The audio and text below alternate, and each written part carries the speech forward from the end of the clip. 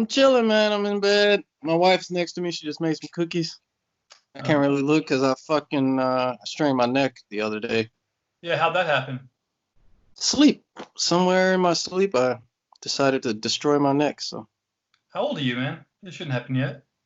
yeah, tell me about it. But we're cartoonists. I mean, I'm hunched over, so I'm Oh, like I'm 34.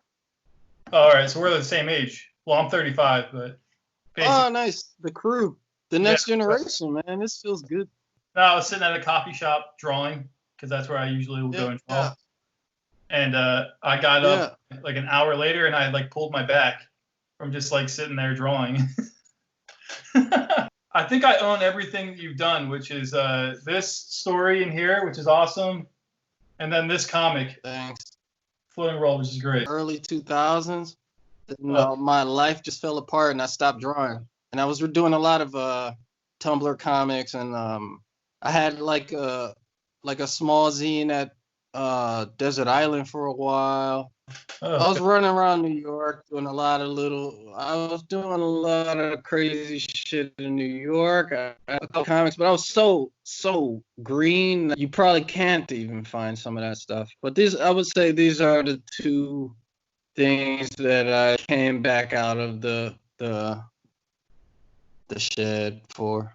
So this is 2.0, this work. Yeah, yeah. What shows would you go to? Were you going to Cab in Brooklyn? I went to TCAF. I went to uh there was one in Brooklyn I went to. Actually, I met Nick Gazin, who was helping me a lot at my like with almost everything. Um but this was I don't know, I don't even remember the name of the show, to be honest with you. I forgot the name of it. I know it was a big show because I was just brand new and I was just like surprised to see so many people into comics at the time. Before that, all I had done was go to Comic-Con. Oh, well, what year was it that you went to the show in Brooklyn? This was like could be 2006, 2004 or something like this. You Wow. know, it was right when Desert Island was just opening up because I Oh, remember at that life I was like, oh man, I'm about to really be a cartoonist. I was all up in the shit. And I remember going to Desert Island. I remember Gabe was just like, he let me put my book up there. I took a picture of my fucking zine on the racks because I thought I was fucking published. Like, yeah, yeah, yeah. so I remember that. I remember going in and I thought it was a real bakery and everything. I was like, what? This bakery got such a sweet window. Went in there. He was chilling. I was like, oh man, cool. Yeah. Yeah, that was because he would have cartoonists do the window displays, right, at Desert Island. Yes. Yeah, I remember Yeah, that. man. I was just there. That was like the last event that I did before like the whole like COVID crisis thing was a signing at Desert Island. That's a pretty. I've been buying those books that'll be like Charles Schultz Conversations, and it's just like all it'll be like 20 Yes. things he did. So I've been like getting all those books, and just like reading them like novels, like yeah, it's awesome. I just read Chris Ware's. So wait a second, man, what happened? Like I saw like a picture of you with like Yost Swartz. Like what happened with that? Yeah. Well, I didn't know I was doing Ligne Claire for a long time. I saw Ralph Bansky stuff and decided that was literally the expression that I wanted to have. Yeah. And I got to him through Robert. I think like all of us, I got kind of teased in high school and even a little bit earlier. So I was like running to the library, sitting at the library by myself. Got my hands on some crumb shit. First thing I ever masturbated to, actually. So it's like this, like super, like, you know what I'm saying? First introduction to life outside the ghetto. Like I still live in the ghetto now as we speak, but really, it was the first little excursion to see that there's this other stuff going on. And of course, I didn't see boobs, but anyway. So from there, I kind of thought Fritz the Cat was pretty sweet, and then ended up watching Ralph Bansky stuff. Mm-hmm. And I was super young, and my mom thought that Fritz the Cat and Cool World were regular cartoons like Lion King. Oh, Jesus. So she just let me watch them. Yes. So that pretty much, that basically, to get back to the point, that basically defined my style. I was like, that's where I thought shit should look like. And then later on, somebody told me that was called Ligne. So I was like, all right, well then, if that's the name of my style, I should know about it. I live here, so it's not as hard to get around because I'm here. I'm basically like, if I want to, I'm basically like, oh, I live in Cleveland, Juice Sports in Jersey. I can drive out to Jersey. So he had a show, and I I have a partner that I do some drawings with, and he gives me he's a tailor. He's like a world-renowned tailor. And in exchange for his drawings, I get free clothes, basically. Oh, okay. So Cool. yeah. So I go up to the museum decked out as if I'm whatever. And then the day or a couple days before, I called up as if I was a professor. And I told him, I see that Juice Schwartz is giving a master class. And then I just made it seem like I was just there to meet Juice Schwartz as a intellectual comic connoisseur. Came up there, they gave me the private tour, the whole thing. Mr. Glenn, blah blah. Yes, that's me. Next thing you know, Juice Schwartz. I just walk up to him like, "What's up? I'm doing Ligne Claire. Here's some of my work. I would like to just talk to you about some of the technical issues I've been having with storytelling." And then we just ended up eating sandwiches in the museum director's office and talking. And I thought it was a moment to capture. That's how you see the picture, because I thought, hey, I might as well take a picture. It's fucking Juice Schwartz. Why not take a picture? Yeah. So. Man, that's like, I went to Angoulême in 2019, and he was there signing a book, and I was too chicken shit to talk to him, but I'm like such a big fan of his. I just like watched him from afar, and then I was like, I gotta get out of here. I can't do this. Oh, he's a cool dude, man. I tell you, he sent me a Christmas card and everything. I thought at the beginning he has that air, because I swear I'm not gonna say he had bodyguards. He didn't have bodyguards, but he had that like, there's the museum director next to him, and then there's the guy who coordinated the lecture next to him. So it doesn't feel very like, and then it's his Juice fucking Short Raw magazine, like. So it doesn't feel like he's cool. But like, once I like meandered into the territory, we ended up talking about like little projects that he's doing for his own pleasure. Wow. And like, just we talked longer, so they gave us like a designated time to talk. We ended up, and then they needed another meeting in the room. We ended up leaving the room and then talking more just in the lobby, just like chilling and talking. And then I sent him my now thing, and I was like, hey, thanks. And if you look in there, actually, I stole one of his backgrounds for my thing. So I thought he would notice it. He didn't. I don't know if he does, but I sent him my now thing. I asked him how he's doing with the COVID and all this, and he wrote me back like, everything's fine. Send me a postcard, everything. It was a cool dude, man. Did he bring up his anthology scratches? Whatever. No. He was talking about his early design work at this lecture. Basically, they did a museum show of all his like what do you call this? Like, I guess you would say logos, not logos, but like icons type of thing, like just design work, just design stuff. Yeah. And so he was mostly talking about, he breezed over his comic creating stuff and was talking more about like his process, ink choice, having a special ink, and that's basically what he was telling me about, like what to color, secrets that I'm not going to share on camera. All right. Like, I got secrets, man. I get people asking me about my coloring all the time. I hate answering that stuff. I hate talking about how because I don't want too many people doing what I'm doing, because it'll get played out if I do that, So that's it. Yeah. And So the Japanese brothers and sisters, they already know that, man. You ain't gonna go up to a mangaka and be like, "Oh, how'd you do this?" I'm not telling you, man. I ain't telling nobody nothing. but To an extent, you don't draw on the computer, right? You draw on paper. both. I spent a lot of time drawing on paper until I lost every cent I had. I'm actually a impoverished person right now. Oh, For a really? long time, impoverished, yeah. Which is fine.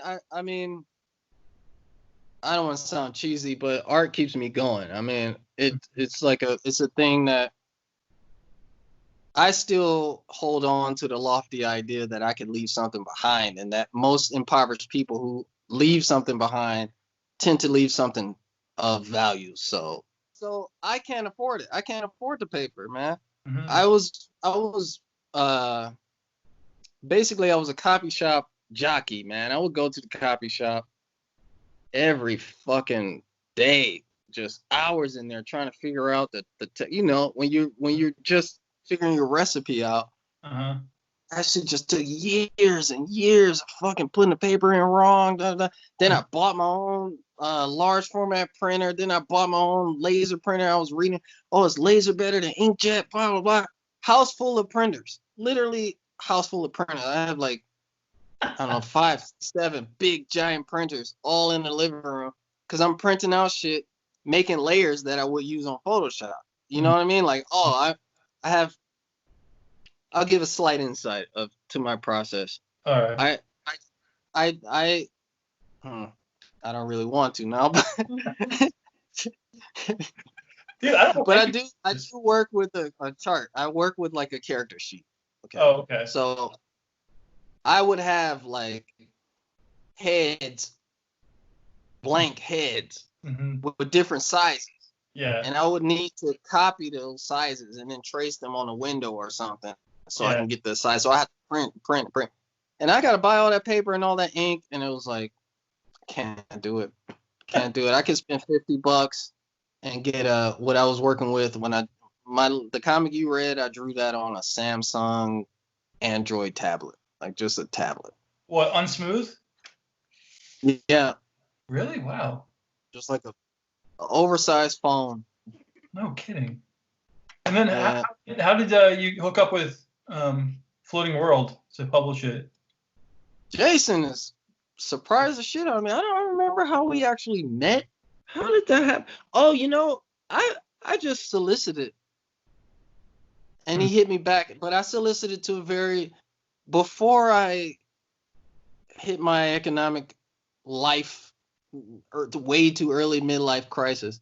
I was way into quality work, and I would only want to, I don't need to explain this to anybody watching your show or you, but so I had a very small selection of publishers that I would even attempt to send my work to in the first place.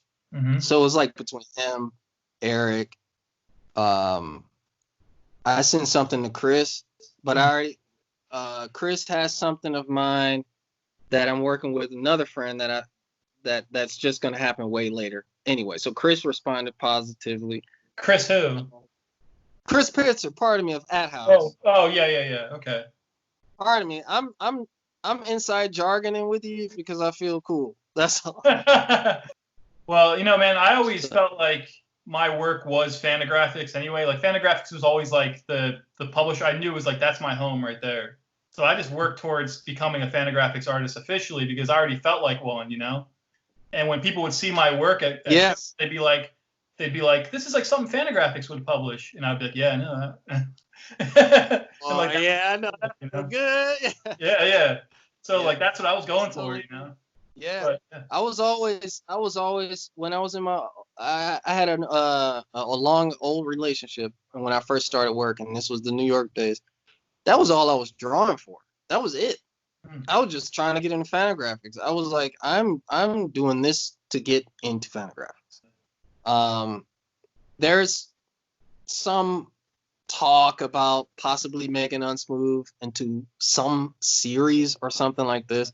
Yeah. I'm taking this with a grain of salt. If that happens, though, I will be free finally from. I'm at such a low level that if they make a fucking movie out of my shit, I'll be regular. Wait, how did you wind up in Berlin? I follow my wife, man. I met her online on OkCupid and came to her. We're the luggage, man. Cartoonist life is go with the wife. A cartoonist life is go with the wife. Yeah, that's right. But I do notice the difference when I'm paying shipping. I ordered something. I ordered what did I order? I ordered the last one of those Love and Rockets books and just something from the Hernandez brothers, a couple books. Oh my god, I ain't ordering shit else. I'd rather have no comics. Yeah, dude. I was like, I'm gonna support Fantagraphics. It's COVID. Oh fuck. No. It's so true, man. Yeah. I even gotta like play. shipping stuff out, man. If I'm like selling comics, somebody will buy my comic and then they like live overseas. I'm like, oh, that's all right. I'll just do it. Oh, it's like I'm paying them now to get my comic, man. I'm just like, fuck. Here's $10 for you to read my comic. Here's Yeah. $10. Yeah, man. That's not fair. I don't like that. Thank you, Noe. I got the book. I got some money. Damn, this guy's good. So what comics do you like? What are like your favorite comic books? Are you into like comics history, like older stuff? I'm gonna make this story brief because I don't even like getting into it. But I had a very extensive collection of comics and rare books. It was my thing. I like print media. I saw on your last interview or your interview with Eric Reynolds how you like the smell of a comic. Mm-hmm. I'm that kind of person as well. I like that tactile book. I had a dream yesterday of a book with this kind of like fabric pages that were like sort of glossy over the fabric, and it was like it was incredible. You know what I mean? Mm-hmm. So I had a collection of these kind of rare finds. When I was in New York, I ran into an old book collector. I worked in antiques for a long time. I had some very nice Khalil Gibran's. I had some nice some first editions of comics. But in those days, I was just an average Chris Ware head, Daniel Klaus, all those guys who just defined our generation, basically. And that's when I was getting into like, does it say Drawn Quarterly? I'll take it. Does it say Fantagraphics? I'll take it. You know what I mean? Yep. That collection got literally thrown in the trash. What? The entire thing. Yes. I had a first edition of Quimby Mouse where Chris Ware came to Cleveland where I was living at the time. He did a lecture on it. I went up to him. He gave me the same kind of advice as Juice Swart. It was the first time I ever met somebody famous. He signed it, drew a picture. That shit's in the trash. First time I went to TCAF, I was really into Jesse Moyen. Pardon if I'm messing his name up. I was following that. Oh my god, what is this? Like everybody, what the fuck? It's esoteric shit. Oh fuck! Like I go there, I see all the California crew. You know what I mean? Like Helen Joe, all the legends of the California. You know, oh guys, oh my name's Everett. Oh, could you guys draw one panel each in my little? You know what I mean? They all drew something for real. They drew something. I had a little comic that they all drew one panel, and then Jesse signed his thing. He told me, "Oh, you should try to publish." Gave me some advice from the top. Trash. Yeah, man. I'm an orphan. I got adopted, and let's just say my adopted brother just does not see the value, and I was away from home way too long for his tolerance. So it was like books? Everything, books, records, everything. Oh my that's the glory of being an orphan, and that's how you write good drama when you're older. Damn, dude, I'm sorry to hear that. That sucks. Hey, man, I've been through more tragedy than you can shake a fist at. I know, man. That's life. Yeah, even sleeping, you wake up with a messed up neck, you know?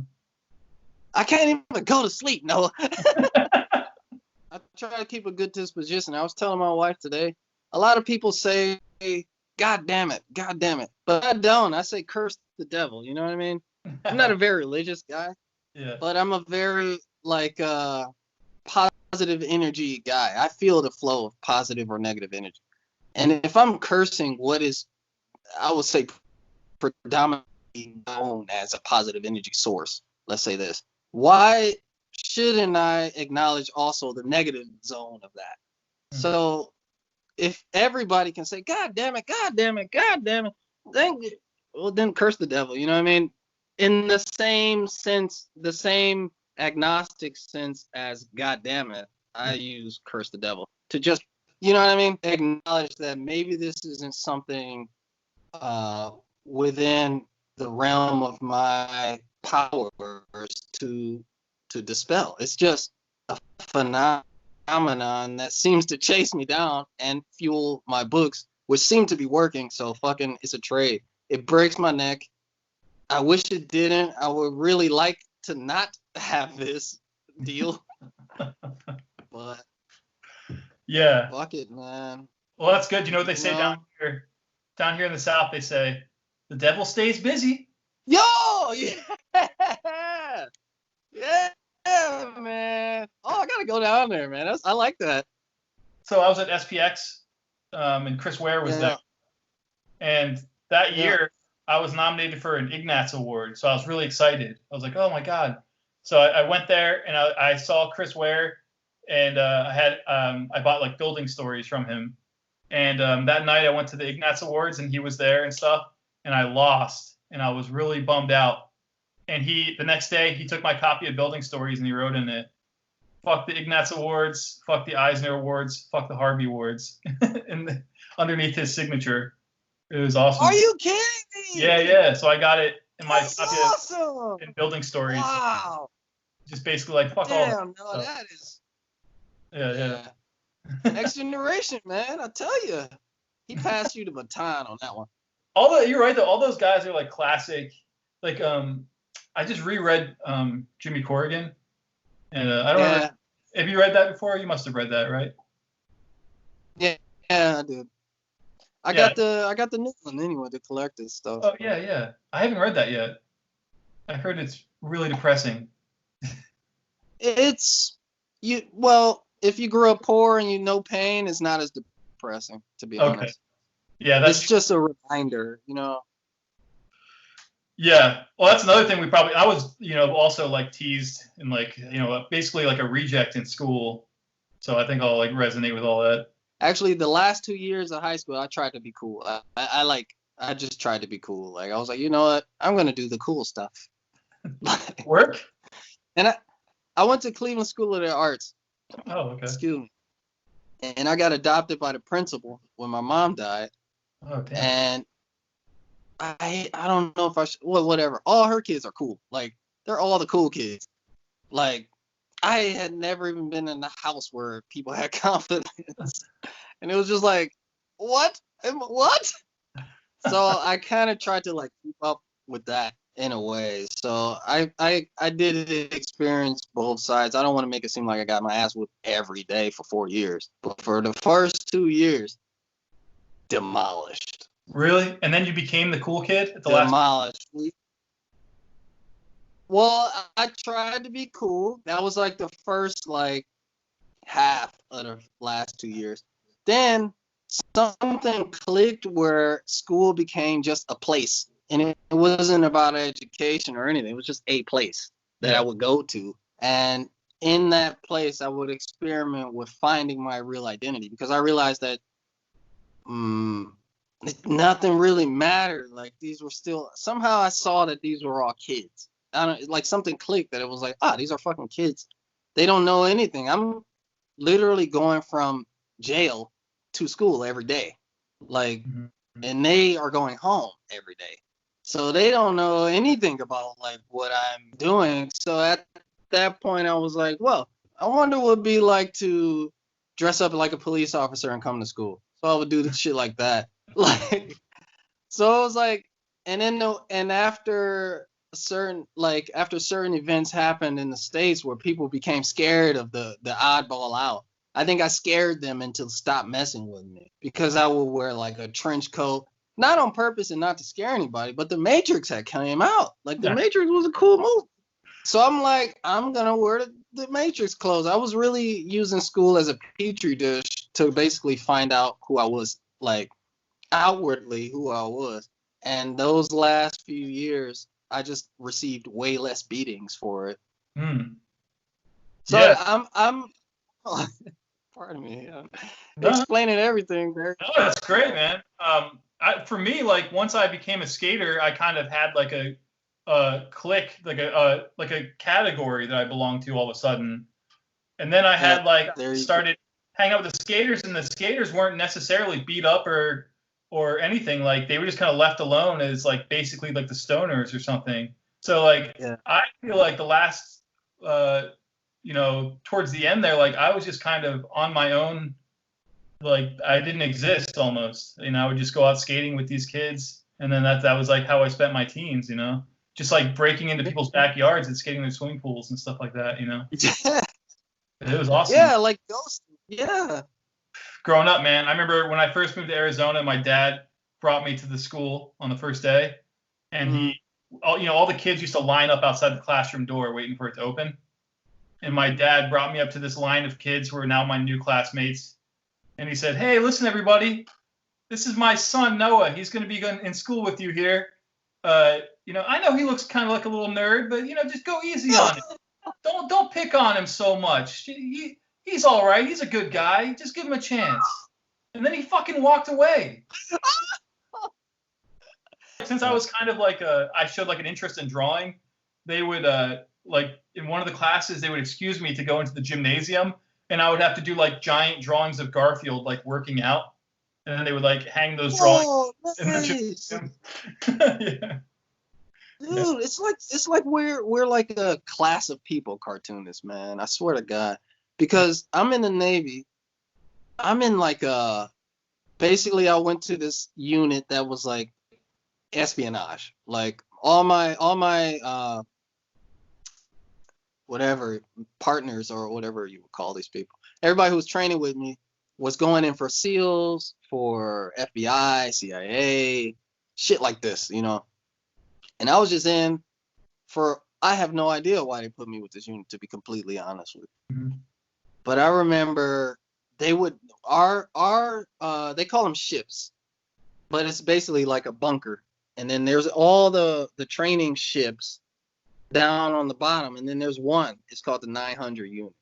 And everybody would train to beat the 900 unit. So the 900 unit had to be like super elite, crazy shit, and they would not be subject to the same kind of human resources laws. I don't know, like treating people with respect or safety laws as the rest. So they would fucking demolish us.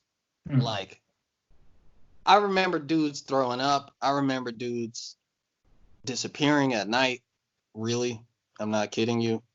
I don't know. I say this on camera. Who cares? If I disappear for saying this, you know who did it. Well, they would run away, or they would get killed and just disappear. I don't know if no, I think they would just get fucking injured really badly and then end up in the hospital unit, because we would be doing push-ups for hours straight. Hours. To the point where there's a layer of sweat where you can see like a little like half centimeter on your finger of sweat, your own sweat and everybody else's sweat. Oh my God. And I would be so livid because I would just be not understanding what's going on. Why are you treating us like this? And sometimes I would have outbursts. Oh, God damn it! Doing push-ups and cussing and screaming, God damn that shit! But I would always do the work, so they couldn't do anything to me. I would just be doing the work and freaking out. And then, so we got our letters. We got some letters from our family, and I knew that they read our letters. I don't care that I'm exposing these motherfuckers either, but I knew that they read our letters, probably for security reasons. So whatever. So I would just write jokes. I had one person to write to, and she was also in the Navy. She was a higher rank as my sister, who's an officer now, and she was on the same campus. So I actually really didn't have anybody to write to. So I would just write bogus letters all the time, knowing that they were going to read them. So I wrote something like something from Martin once, like a joke off of Martin. And they had everybody reading the letters outside, and I just read a whole scene for Martin, loud, in front of the whole unit. After all the work of trying to train us into becoming killers, and like, you know what I mean? Like, you have to mentally train to be a killer. They Yeah. thought they got me, and I was like, no, Martin is still funny. Wait, So you were in the I'm Navy? reading this out loud. Shit. Huh? Oh, I didn't know you were in the Navy. Go I ahead. got the Sorry. I went in for the tattoos and Oh, shit. I don't shit. know if I can show you. I thought I was gonna get tattoos and go to Hawaii and all this shit like that, you know, Yeah. naive motherfucker. I didn't know about war, industrial, military complex, none of this. I just thought Hawaii, sailor hat, tattoos. I swear to God. Oh man. So this same guy, this same naive guy, is in the Navy, and that story's for another comic for whatever. So But you said you were let's say reading? hmm? Oh, sorry. I was trying to Yeah, get. yeah. So I'm reading this letter, right? And I'm making this joke. Oh, my neck. Oh, my back. Oh, my neck and my back. Everybody starts cracking up. I remember that. Everett, Glenn. Oh, like, and they put you in a room called a smoke box, where in this room they just drill you hard until you break, so that you can leave on your own accord and they don't have to get in trouble. So they were in the room and they were like, "Look, you don't belong here. I don't know what you got to do, but you got to get the fuck out of here. Like, you're not helping these other people who want to be here by telling them, for instance, they would tell us we kept failing. So if we do push-ups and somebody does something wrong, we got to start over. And I would be like, no, it doesn't matter how many people fail. We have to be doing push-ups for this set amount of time because we're in training and not in fucking summer camp. And what else are we going to do all day? We're going to be doing this all day. Take it easy, guy. So they would just be telling me shit like, don't say this to these people. This is their job. They need to be trained. And as a matter of fact, what you can do from now on is just draw the fucking shit on the Navy base, like the logos for each goddamn unit. So I would just go and draw their flags. I would go and draw tattoos for the fucking whoever. I had basically a flash art studio in my bunk. Like, people would just come up to my bunk and I would just do flash art all day and not get in trouble because they were like, I'm from no money like you. I had no money. So I was getting like operation specialist, you're kind of smart military money for the first time, which is just normal paycheck now that I'm a grown up. But at that point in time, that was the most money I ever saw. Mm-hmm. So I would just ride in limos along in the base. Like, I would just rent a limo and just drive it around. Come on, man. I swear to God, I don't know. I just did this kind of shit. So they would just be like, look, man, just draw the fucking tattoos. Just draw everybody's tattoos. Find a way to get the fuck out of here.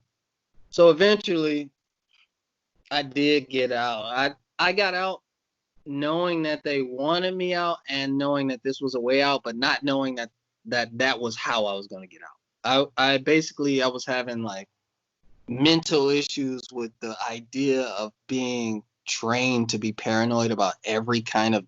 Basically, by the end of my training, I was just paranoid by any non-American. Like, I would just think, it's a terrorist, it's a terrorist, it's a terrorist, it's a terrorist. I was like, this does not feel right at all. I already have a lot of stuff in my past that has already affected my mental fucking capabilities. So, long story short, I went to check myself out with a therapist because I'm getting all this money and you get the medical insurance.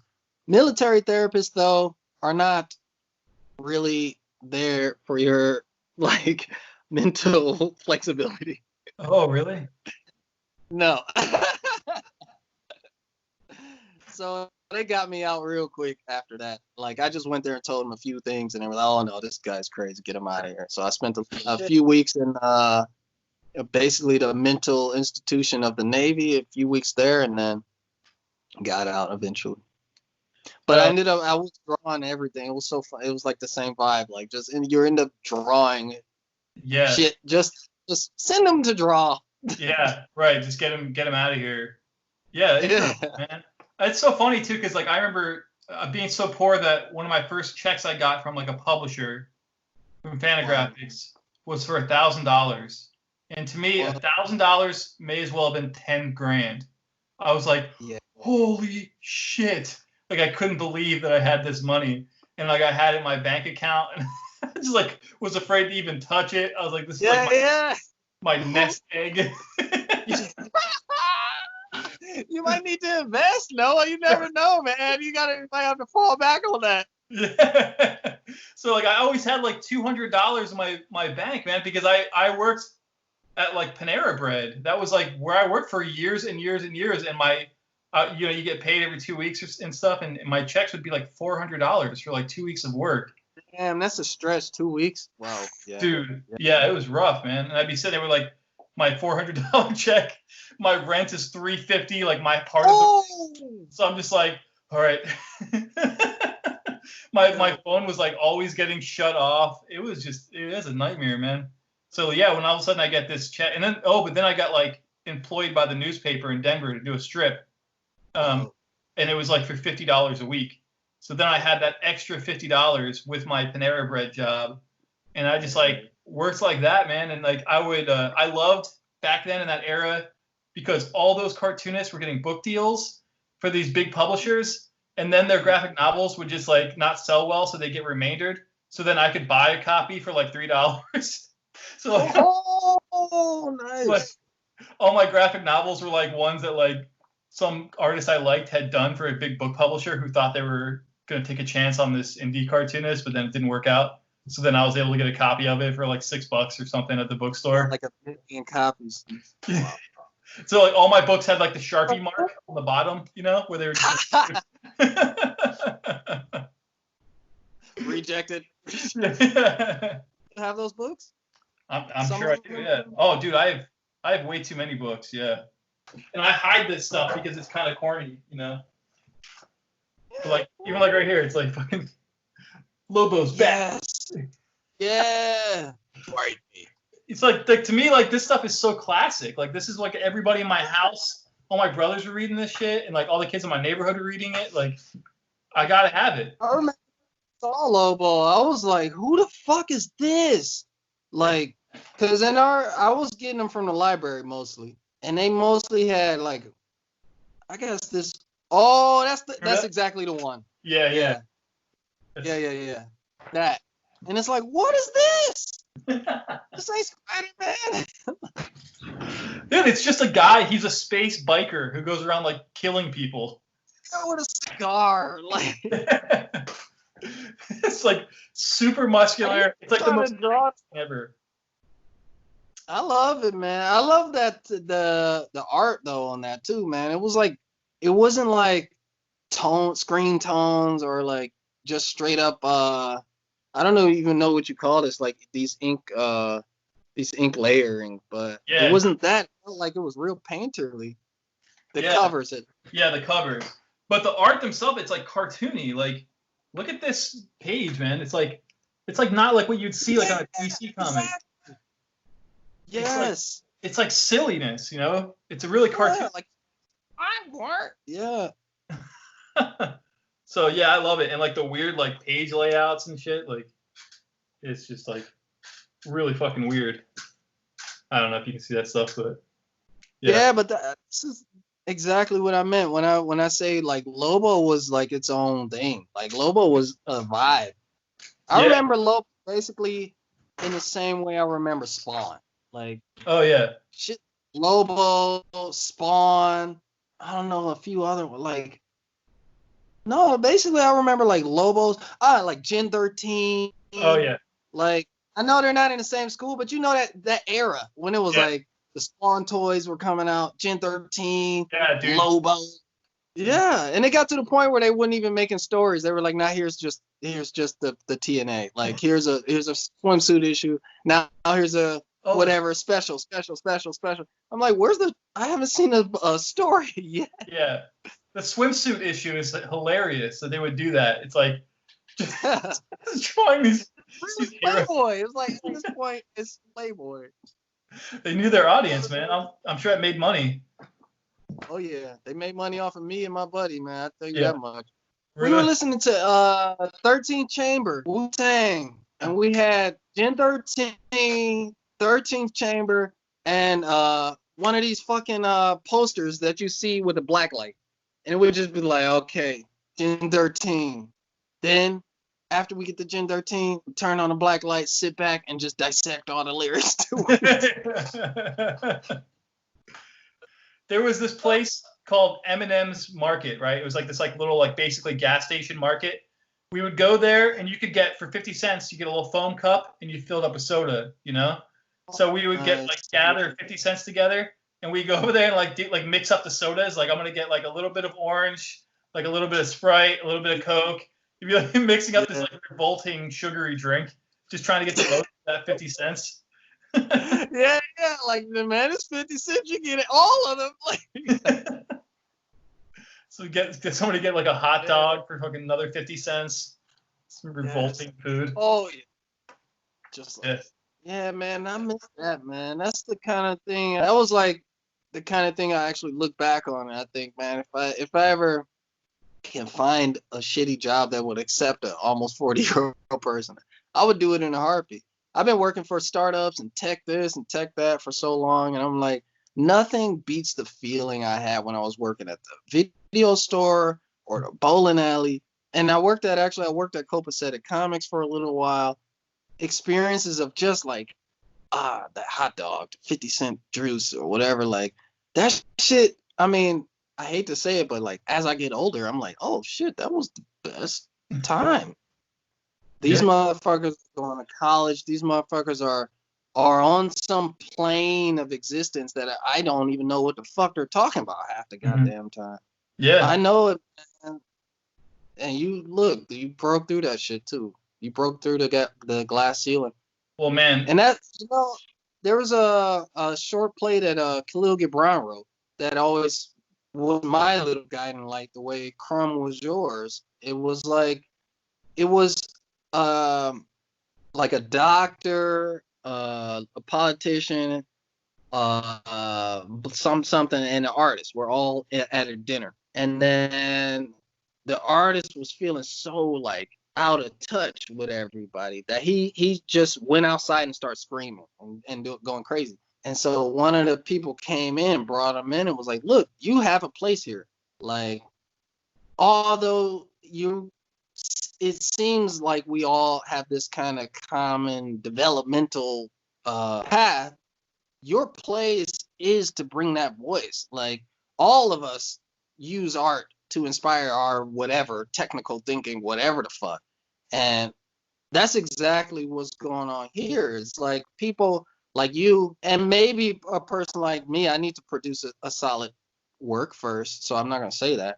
But let's say people like you who actually have something worth reading, not just, oh, I went to school and I studied art and now I'm a cartoonist. Now I can tell stories. No, a person who is an author for real. My job is to be an author, and a modern author at that, which means you have to climb through everybody who just posts their shit online. You have to climb through everybody who just has enough money to just fucking just say, oh, I'm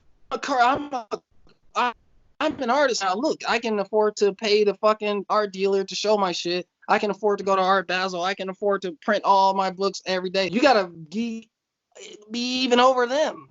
Yeah. So I think for you to have the tenacity to get through that is basically what I always described as the 4 years of college. 4 years of busting your ass in a serious way to produce your degree.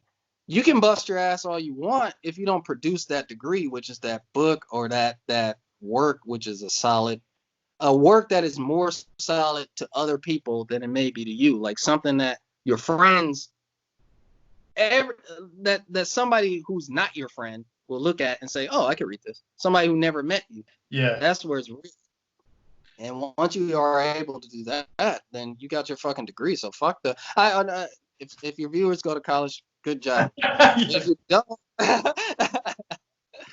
don't, and you are very serious and you feel like I'm not going to college because I have something that I need to do, or I can't go to college, so I better do something. If you're out there doing it, you're working just as hard as whoever behind the desk. And you proved it, man. Not to patronize you, I'm just saying.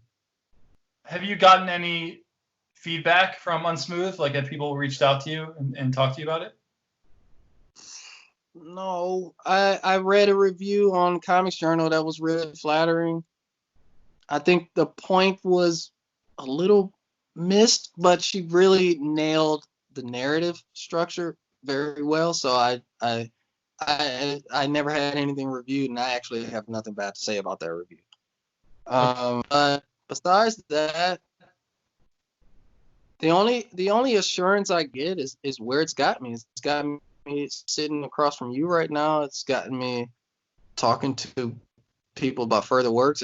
Somebody asked me about the media rights not too long ago, so that could change my entire life. This thing. Like, if I got like a real if somebody optioned one of my books for money or something, like, I feel like I would have to like let my girlfriend put that check in her bank account so I wouldn't touch it, because I think I'm looking at my wife right now. She stole the words right out of my mouth. That's literally what I said I would do. I made a shopping list there. I was like, oh no, I can't deal with this. If this shit goes down, honestly, the thing I would do if I hit the lottery, let's say, I just want to work on something for real. I've never in my life not had to draw on a fucking Samsung or some kind of old ass tablet computer. I have a working process that is just, I've never implemented it. It's my dream process that I would love to sit down for a year with rent paid and just fucking go ham. Like, the gigs, I went ham because it was the first thing Fantagraphics is. Fantagraphs, obviously. You got to show up to the party. That took it out of me. I quit my job for that. I quit. Yeah. Like, I had a job at a startup. I was a designer. I was drawing. You know what? I really didn't like this job, so I will spread details about this. I was drawing fucking horses and like whack shit, just like whack shit. And I would try to bring my own sensibility to the job and be like, oh, you want me to design? Here's some new, interesting designs. No, we want the same old shit. We want that same illustration shit that looks like collage. You know that ain't nothing wrong with it, but there's a school of illustration that's out right now, which is every school of illustration where it's a style. What style is popular for the market? We'll train a generation of artists to draw in that style, and there will be no other deviations from it. Yep. You know, so I'm doing this every fucking day.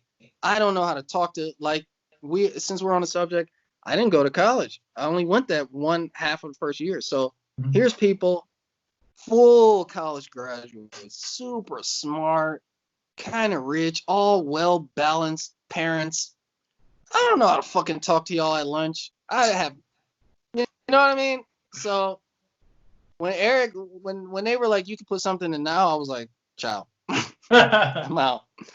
I quit that shit. I put in my 2 weeks. I got my last paycheck. Enough. I mean, I was getting paid big dough, so I had enough to float me.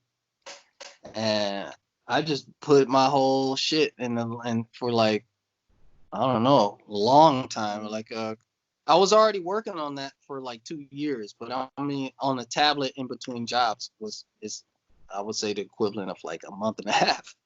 I want to do like a graphic novel or some kind of long form prose. Well, that's cool. So, yeah, that's basically what I would try to do. If say a TV show or a movie or whatever the fuck they want to do does come out, you won't see me for the next 2 years. Like, I'm gonna, for the first time ever, dive into some shit the way I did with the Now submission, and just really do that for, instead of 22 pages, 100-some pages. You know how it is. Just go to work. Like, I'm a kid. A desk. I mean, I have a dream computer that I have. I have a dream printer that I want. I have some records that I want to buy. I have obviously the Fantagraphics library, a lot of comics that I need to get. And once that's done, I give the rest to my wife. I I invest in whoever really needs money. Obviously, I support whatever cause. But after that, man, that's just food money for 2 years that I'm gonna sit and just really go. That's my first. That would be my debut book.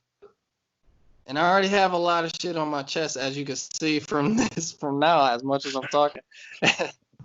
So, I would just like to come out with something like you were saying, something that lets you participate in the landscape in a very serious way, where you get Chris Ware telling you, fuck these motherfuckers, get the fuck out of here. You know what I mean? Yeah, Chris yeah. Ware told you that. It wasn't like your cousin told you that shit.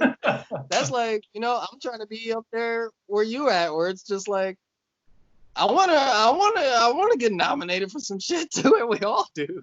I got cut off when I should have been on the scene. I was getting there, but my life cut me off from everybody. So unfortunately, I had to come out of nowhere like now.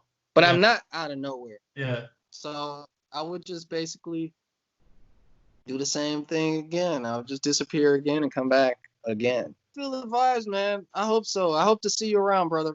Have a good day. Have a good day, man. I'll talk to you later. All right. See ya.